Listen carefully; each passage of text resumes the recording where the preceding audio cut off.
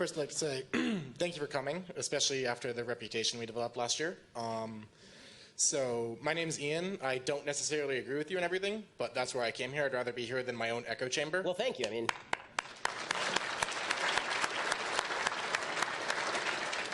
so you said that you consider transgenderism a mental disorder, which is something that I don't know enough about to properly debate you on and criticize. So more broadly, that then brings me to ask, do you think that the United States should do more to develop proper infrastructure to take care of people generally who suffer from various mental illnesses, or are we doing a fine job at no, so this? the answer is yes. I think that the typical route of taking care of people who can't take care of themselves more broadly, and I don't believe, by the way, that every form of mental illness requires an entire system of infrastructure, right? I don't think that a transgender person is suffering the same type of mental disorder as somebody who has severe bipolar disorder, for example. And my grandfather, on my father's side, my dad's dad, suffered from either manic depression or actual schizophrenia and had to be institutionalized for a while. That's a different thing than transgenderism, for example. So the treatments are not the same for every mental disorder, of course. But the idea that people who can't take care of themselves need some sort of net is well established in sort of American public life. But I would suggest that the place that you start is the place that everyone starts when they need help. You start with the family. If the family can't help, then you go to the community.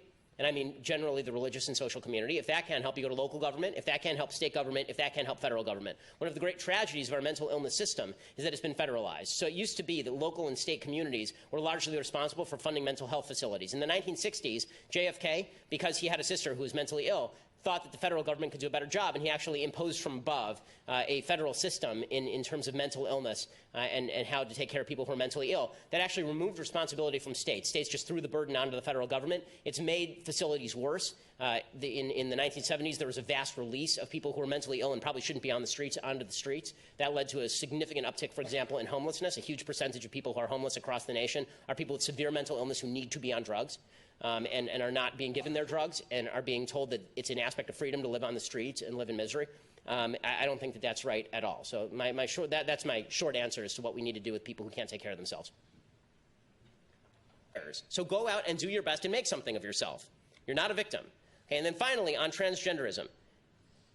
Great sympathy for everyone who is suffering from this. It does no good for a society to lie about sex in order to supposedly make people feel better. Lies are not a path to virtue, nor a path to sanity.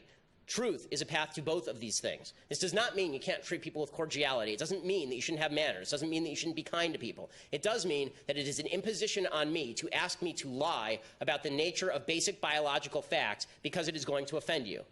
And my friend Jordan Peterson did a great interview in Britain the other day in which Jordan specifically was asked about this. This woman asked him, why does your right to free speech trump my right to be offended? And he said, because if it doesn't, there is no right to free speech. And because people are saying things that offend each other all the time. This is how we get to truth. Right? Here's my other opinion on this. Pronouns have always applied to biological categories, not subjective states of mind, or even outward appearance. The idea, by the way, that pronouns should be applied simply to outward appearance would make every Bugs Bunny cartoon ever really ridiculous, right? Every time Bugs jumps into the dress to try and seduce Elmer Fudd to get him to leave him alone, we'd have to call Bugs a female bunny. That's not how this works. To claim something that is objectively untrue as reality is not fact-based thinking.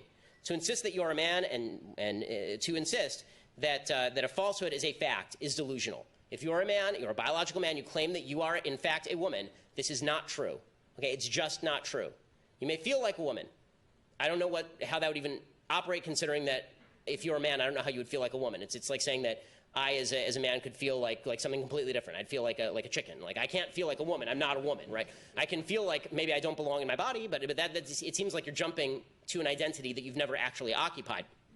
But this delusion corresponds to significant levels of depression and suffering, which is why I have said that gender identity disorder is a mental illness and should be treated as such, rather than being foisted off on society as some sort of flaw in society that we could all fix if we just started using preferred pronouns. There's not enough evidence to support that position by any stretch of the imagination. Now listen, as I say, you can argue with any of these conclusions, but you will have to explain why the facts that I cite are either incorrect or why they do not lead to the conclusions that I have stated.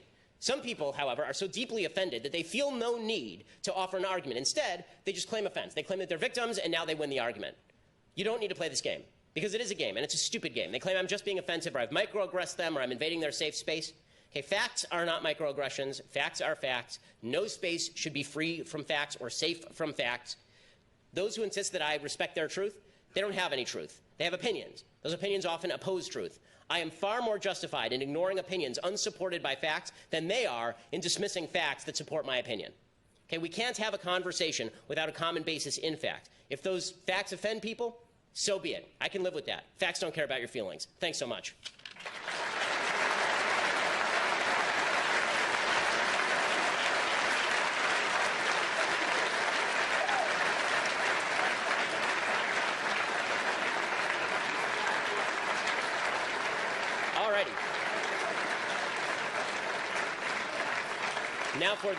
Now for the fun part of the evening. So, as I said before, anyone who disagrees, raise your hand. You get to go to the front of the line. I always like to talk with people who disagree.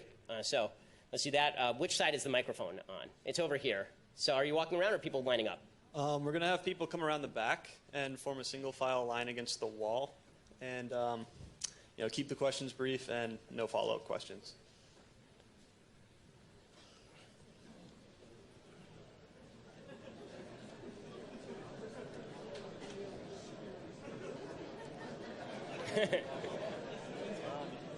Disagree? The line is actually. Well, the line is actually. Not right there. Okay. Oh. Stand right over here.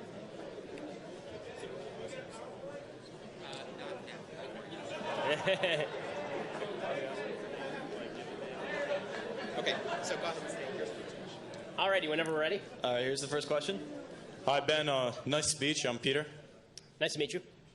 So I go to high school right over at E.O. Smith, and a lot of my friends liberal. It's a pretty liberal atmosphere.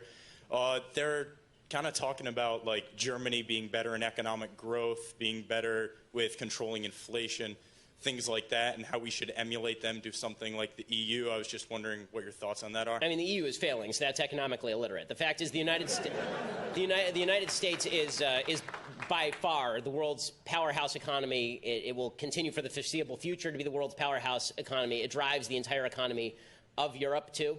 We paid their defense bills for something like 50 years, so that helps as well.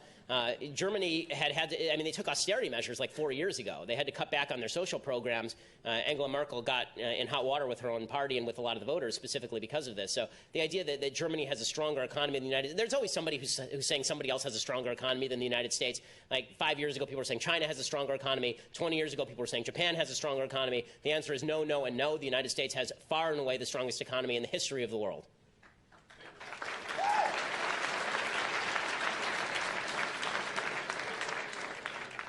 Hello, Ben. My name is Martin. Hey,